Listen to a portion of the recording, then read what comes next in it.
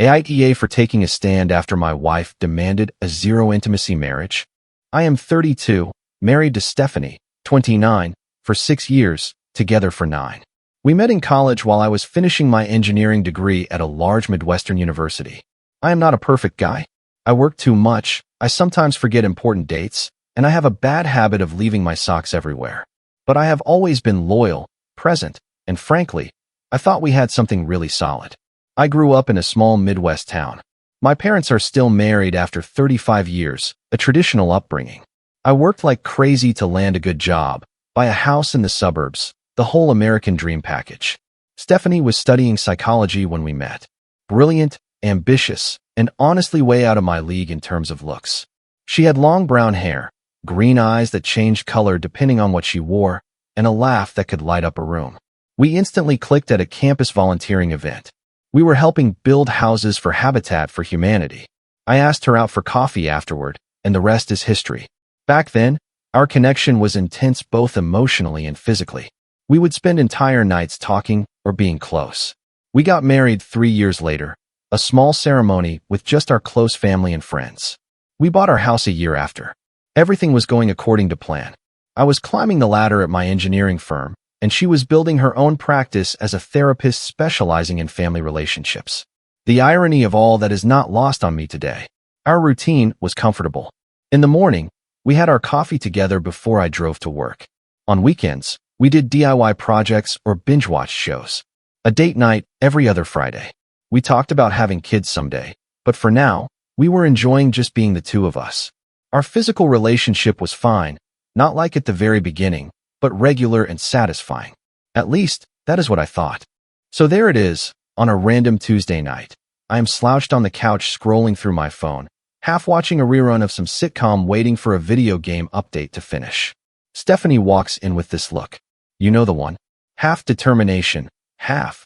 I have rehearsed this conversation in my head for days. I mute the TV and sit up.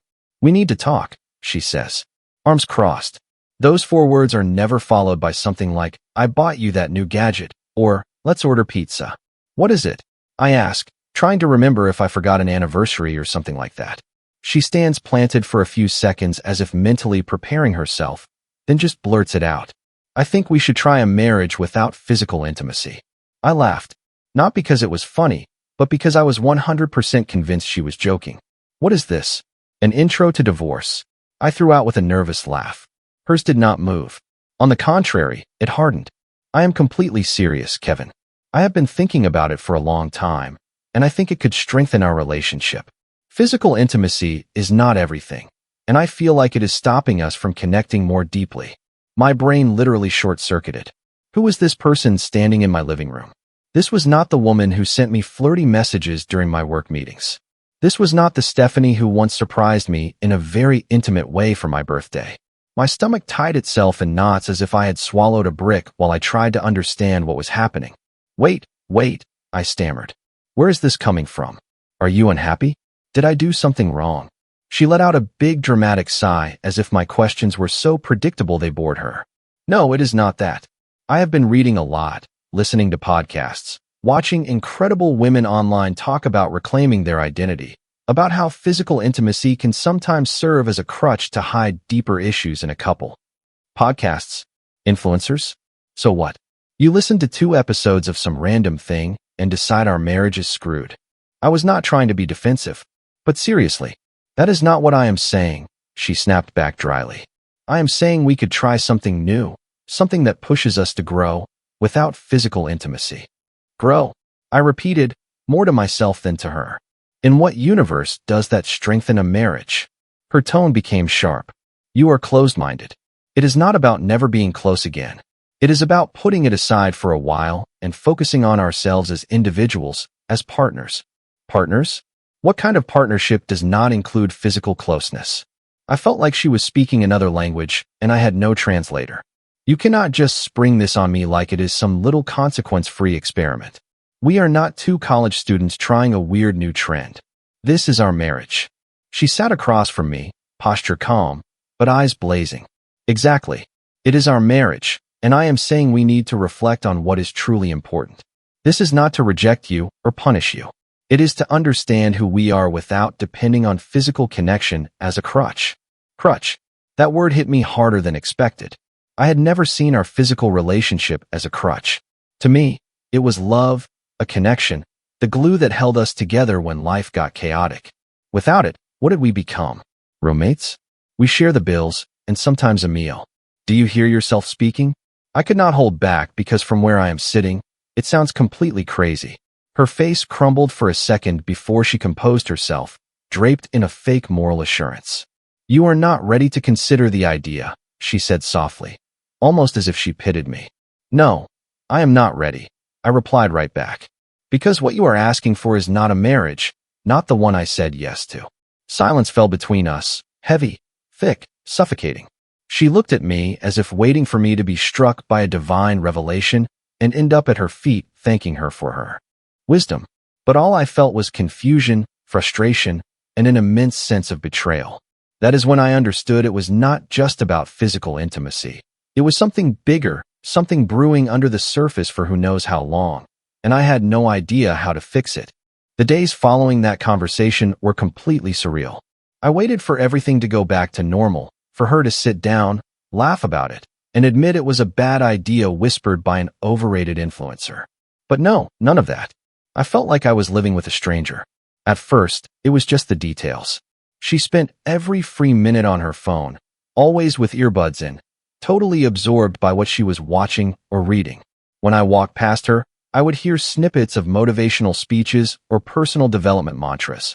A woman's value does not lie in her ability to satisfy a man, I heard one day walking into the kitchen. She paused it immediately, like a teenager hiding something from her parents. Interesting, I asked, trying to sound natural. She just shrugged. Just things I am thinking about. That shrug. Stephanie used to talk to me about everything. Her day, an article she read, her 3 a.m. thoughts. Now, she was tossing me monosyllables like a kid. Then her appearance changed. Stephanie used to have a casual style, jeans, sweatshirts, t-shirts. Suddenly, she dressed like she had executive meetings every day. Blazer, tailored pants, blouse. Even her hair changed. She cut her long brown hair that I loved into some strict bob with bangs. When I saw it, I literally did a double take. 6 years of marriage, and she had never told me she wanted to cut her hair. You look different, I said one morning while she was putting on lipstick on a Saturday with no plans scheduled. Thanks, she replied without even looking at me. Are you going somewhere? No. And that was it. End of conversation. Our home routine changed too. She no longer cooked with me, even though that was our weekend thing. She no longer suggested movies for our Friday nights. She even reorganized her side of the closet, throwing away all the comfortable clothes she used to wear around the house. Every day, she seemed a little more distant. The woman who once cuddled up against me on the couch now sat straight up on a separate chair, absorbed by her phone. When I tried to talk to her about work, friends, or literally anything, she answered with short, disinterested sentences. And what really struck me were the buzzwords she started slipping into the conversation. Suddenly, she was talking about emotional labor, male expectations, setting her boundaries, feminine energy, terms she had never used in 9 years of relationship. I am focusing on finding myself, she told me one night when I tried to bring up what was happening between us. Finding yourself, what does that mean? You are right here. I could no longer hide my frustration. You would not understand, she replied in a flat voice. That sentence hurt me a lot more than I wanted to admit.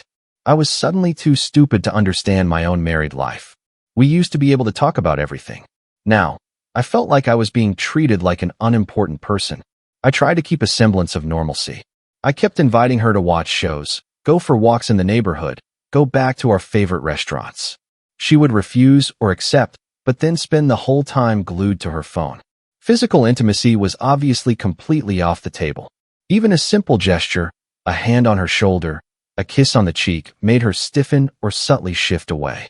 The Stephanie I knew, the one I fell in love with, was disappearing a little more every day, replaced by a cold, distant stranger, annoyed by the simple fact that I existed.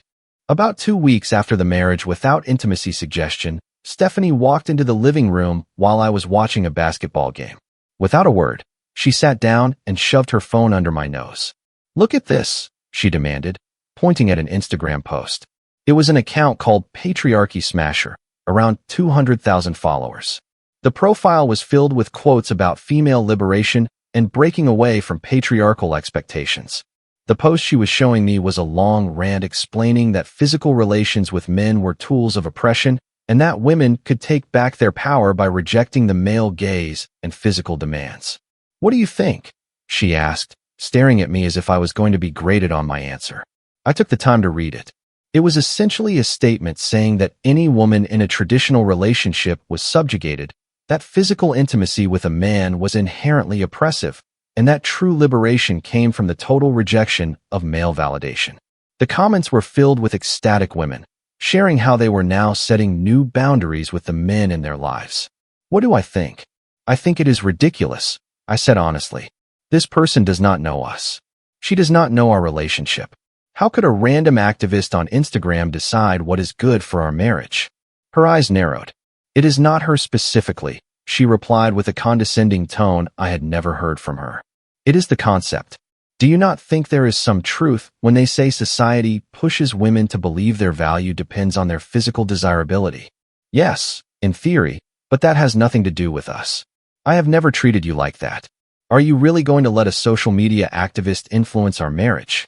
She sighed theatrically. Exactly what I thought. You are completely closed off to perspectives that challenge your male privilege. Male privilege? In 9 years, Stephanie had never used terms like that. And now what was I? The personification of the patriarchy. New perspective or something else.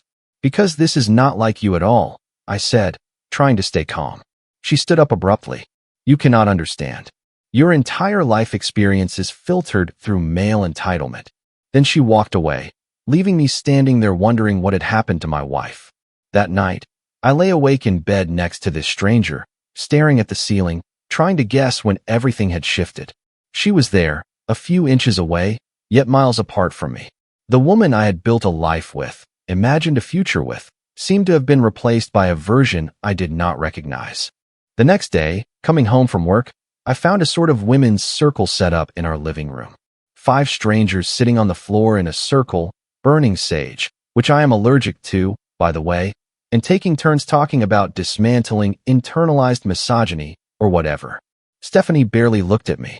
We need 2 hours, she said dryly, as if I were a delivery guy disrupting a sacred ceremony. I grabbed my laptop and took refuge in our bedroom, listening to these strangers debate how men were the source of so many issues. One of them explained how she had freed herself by completely cutting off her husband's physical access to her body. The others nodded, full of support and validation. Was that Stephanie's plan? A total physical separation. I felt sick. This was not a rough patch. This was not a communication problem. This was my wife being turned against our relationship by a radical ideology. After spending a night tossing and turning, a disturbing thought crept into my mind. What if there was someone else? I hated myself for thinking it, but in a way, it made sense. The sudden distance, the change in appearance, her secretive behavior with her phone. People do not wake up one morning deciding to transform their marriage overnight unless something else is going on. While she was in the shower the next morning, I did something I had never done. I tried to look at her phone. It was locked, of course, and the passcode had been changed. We used to know each other's passcodes. Not because we snooped, but because we had nothing to hide. When did that change? Later that day, I started observing her behavior more closely. She was constantly glued to her phone, tilting the screen as soon as I walked past her. She would disappear for hours into our home office, saying she was writing in her journal or participating in female empowerment workshops. Every notification made her jump on her phone. If I walked into a room while she was using it, she would immediately switch apps or turn off the screen. One night, I pretended to be asleep when she came to bed. She immediately grabbed her phone and started typing, sometimes smiling at the replies she received. Who could she be texting at midnight? And why did it make her smile when I got nothing but an icy glare for weeks? Who are you writing to all the time? I asked her the next evening while she was frantically typing on her phone. She looked up, surprised, then regained her composure. Just women from my feminist collective. We are discussing the systemic issues in traditional marriage dynamics. Your feminist collective? Since when are you in a collective? Why do you care so much? She snapped dryly. Are you trying to control who I talk to now? That is typical behavior. I care because you are my wife, and you have been acting like I am your enemy for weeks. These strangers online know more about our marriage than I do. Maybe they understand me better than you do, she replied coldly. Then she left the room. That sentence hit me right in the heart. 9 years together, and suddenly, strangers on the internet understood her better than me. I started noticing other signs. She placed her phone face down on the table when I was near her. She took her calls in another room, speaking in hushed tones. She had changed all her passwords, email, social media, even our joint Amazon account. One afternoon, I came home early from work and heard her laughing in her office. A real, genuine laugh that I had not heard directed at me for weeks. When I knocked and opened the door, she quickly ended her video call and opened a blank document. Sorry, I did not mean to interrupt, I said, scanning her face. It is fine. I was just finishing up, she replied without looking at me. Who were you talking to? It sounded like you were having fun. The collective, we were discussing beauty standards. Yeah, that topic sure sounds hilarious. Paranoia began to eat away at me. Every detail became potential evidence. The phone glued to her hand, the lock screen, the vague answers, the late-night texts, the secret calls, the changes in appearance. My mind kept looping through the worst. Was she involved with someone else emotionally? Was she being manipulated by some sort of ideological group? I could no longer focus at work. I slept poorly. I replayed our entire history on a loop, looking for warning signs. Had she been unhappy for a long time? Was there someone in particular? Or was this really a bizarre ideological shift? One night, she fell asleep early and her laptop was left open on the kitchen table. I knew it was wrong, but I was desperate to understand what was happening. I expected the history to be cleared, but instead, I hit the jackpot. She had forgotten to log out of her emails. Most of them were newsletters from feminist accounts or updates from empowerment forums. But then I saw a folder labeled Personal, with dozens of emails from a person named Leslie. I opened one from 2 weeks ago. Stephanie, our conversation last night was incredible. I have never connected with someone on such a deep level. You are truly awakening to your authentic power, and it is beautiful to witness. The way you describe your situation at home is so common. Men simply cannot understand the emotional labor that women carry daily in traditional relationships. You deserve so much more than what you have resigned yourself to. I look forward to our call tomorrow. Leslie, another, more recent one. I am so proud of you for setting boundaries. It is an important step. Remember, you do not owe him any physical intimacy. Your body belongs to you. That feeling of guilt is just your conditioning. Break free from it. I am here for you whenever you want to talk. See you tonight, same time. Leslie. Who was this Leslie? A man, a woman? Hard to tell from the emails, but one thing was clear. This person was encouraging Stephanie to blow up our marriage. I kept reading and came across an email from 3 days ago. Stephanie, the more you tell me about him, the more I see the classic signs of emotional manipulation.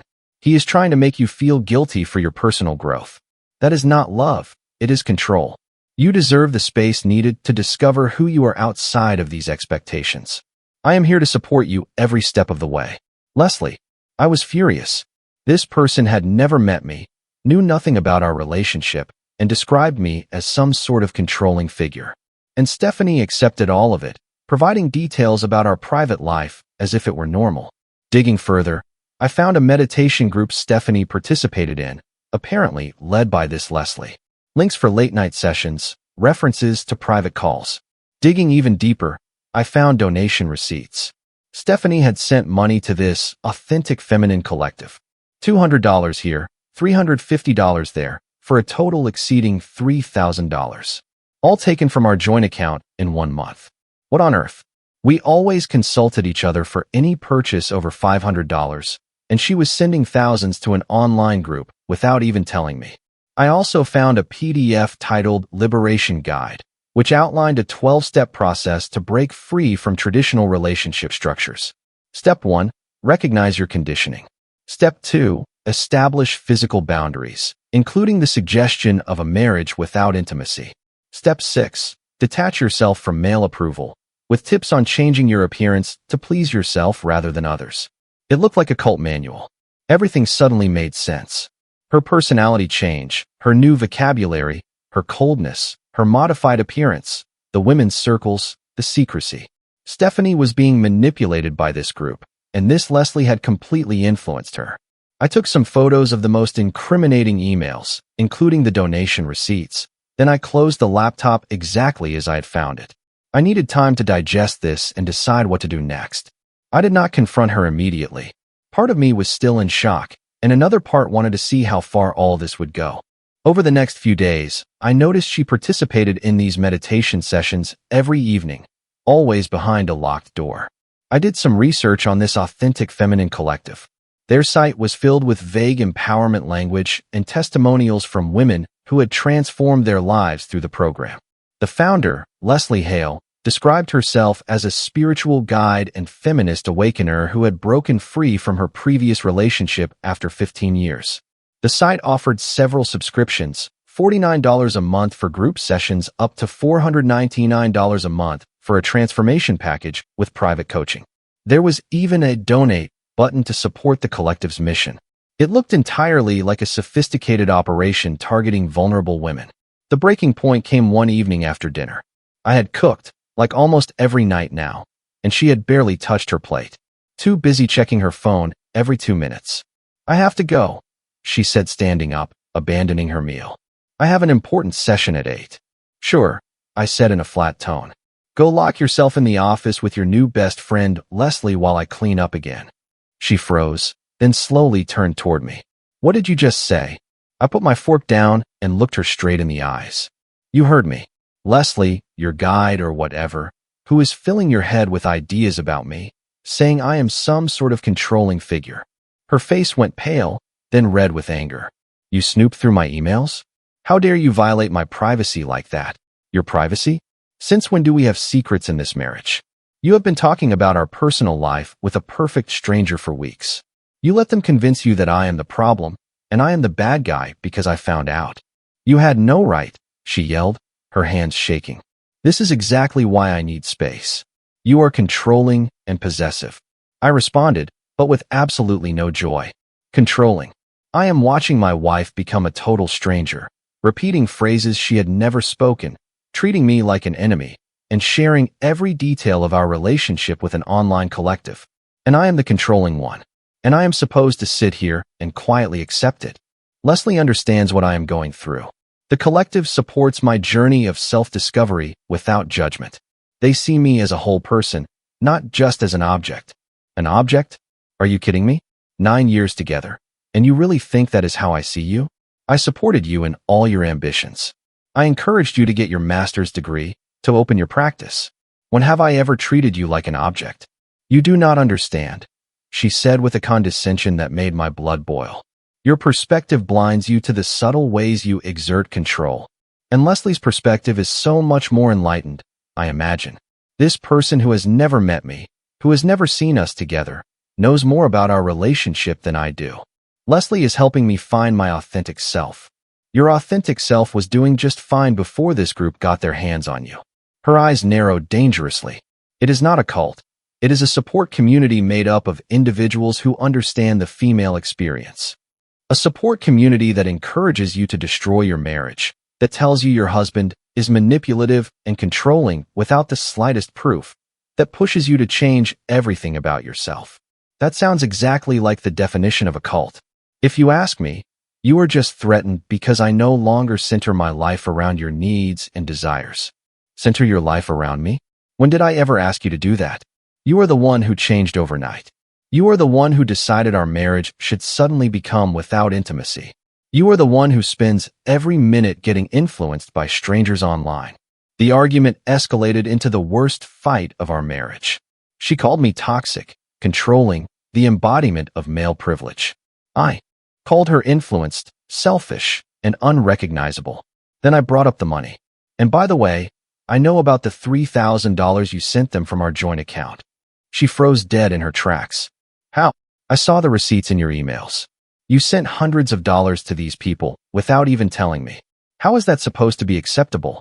We have always discussed big purchases, and suddenly, you transfer thousands to an online guide without a word. It is an investment in my growth, she said, but she at least had the decency to look a little embarrassed. It is a scam, Stephanie. These people are taking advantage of you. They isolate you from your support system. That is exactly what groups like this do. They convince you that anyone who questions them is an enemy. They make you change your appearance, your language, your relationships, then they take your money. You do not understand what this means to me, she insisted. But for the first time, I saw a slight doubt pass through her eyes. At one point, I asked the question that had been burning my lips for days. Are you involved with Leslie? She looked at me as if I had just slapped her. How dare you? That shows how little you respect me if your immediate thought is that I am being unfaithful. What am I supposed to think? You suddenly want a marriage without intimacy? You hide your phone. You have private sessions with a guide who tells you your husband is your enemy. Help me connect the dots, Stephanie. I would never be unfaithful to you. The mere fact that you suggest it proves you do not know me at all. I do not know you anymore. The Stephanie I married would never join an online group like this or let a group dictate our relationship. She stormed off into the office, slammed the door, and locked it. Seconds later, I heard her muffled voice talking to someone. Probably her precious Leslie. I stood there in the kitchen amidst the dinner I had prepared, wondering how on earth we got here. Something had to change. We could not keep going like this. After that blowout, we barely spoke for days. I tried to digest everything, to weigh my options. I could keep fighting for a marriage with someone who clearly no longer wanted the same thing, or I could take back control of my own life. I chose the second option. Without saying anything to Stephanie, I contacted a divorce attorney and learned everything I needed to know to protect myself. Then, I made an appointment with a financial advisor and quietly started separating our finances. I opened a new bank account, transferred my share of our savings, and had my salary deposited into this new account. I documented absolutely everything: her behavior change, the emails from Leslie, the money sent to the collective. I even recorded a few arguments where she repeated their phrases, just in case. Then I called my buddy Matt, who owns a real estate agency. Within a week, he had found me a great downtown apartment, modern, with a beautiful view, right next to shops and restaurants. I signed immediately. All this time, Stephanie continued her sessions as if I did not exist. Perfect for me. It gave me time to execute my plan. I secured all my important documents: birth certificates, passports, financial records. I contacted all our bills and subscriptions and either removed my name or created separate accounts. One Friday, when Stephanie was at her practice, I packed up everything that mattered to me: clothes, personal items, gaming setup, family keepsakes.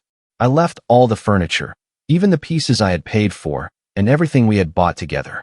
I had no desire to fight over items. The last thing I did was leave an envelope on the kitchen counter. Inside was a note. Stephanie, you wanted a marriage without physical intimacy. I am giving you a better one. A husbandless marriage. I am gone and I have separated our finances. You can keep the house for now. I paid the mortgage until next month to give you time to get organized.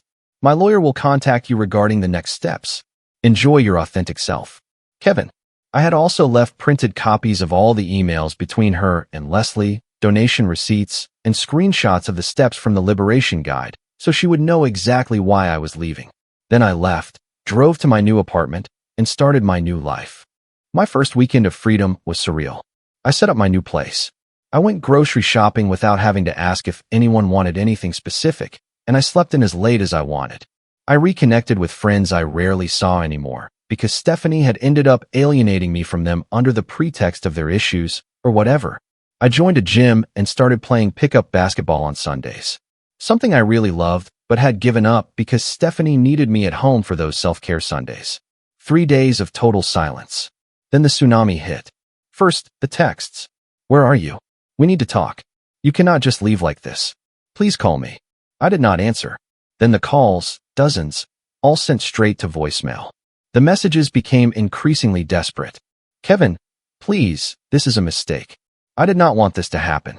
We can fix things. Still nothing from me. She showed up at my office on the 4th day, but I had already warned the front desk not to let her in. She sent emails, left voicemails, contacted mutual friends. She was desperately trying to reach me. On the 5th day, my phone rang with an unknown number. Thinking it was my lawyer, I picked up. Hello?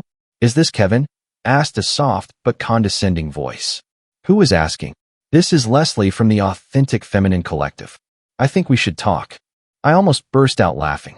There is absolutely nothing you and I have to talk about.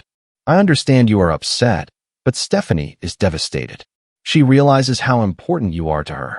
Oh, really? Fascinating. Tell me, Leslie, how much money did Stephanie give to your collective this month? Silence. That is what I thought. Listen to me carefully. Stay away from my wife and stop filling her head with your manipulations. If you contact me again, I am filing a harassment complaint. Is that clear? I hung up before she could answer. 2 weeks passed. I was adjusting to my new life. I was seeing friends again. I was going to the gym every day. I slept better. I ate better. I felt like I was becoming myself again. My lawyer informed me that Stephanie had received the separation papers. She had not contested anything, which surprised me. I expected her to fight, to complicate everything, to make demands. Then Stephanie showed up at my work. She looked destroyed. Puffy eyes, greasy hair, an old sweatshirt instead of her new empowered look. The receptionist told me she had been waiting in the lobby for 3 hours, refusing to leave. Against my better judgment, I agreed to 5 minutes. You look good, she said softly, sitting across from me. Thanks. What do you want, Stephanie? I made a huge mistake, she whispered, tears in her eyes.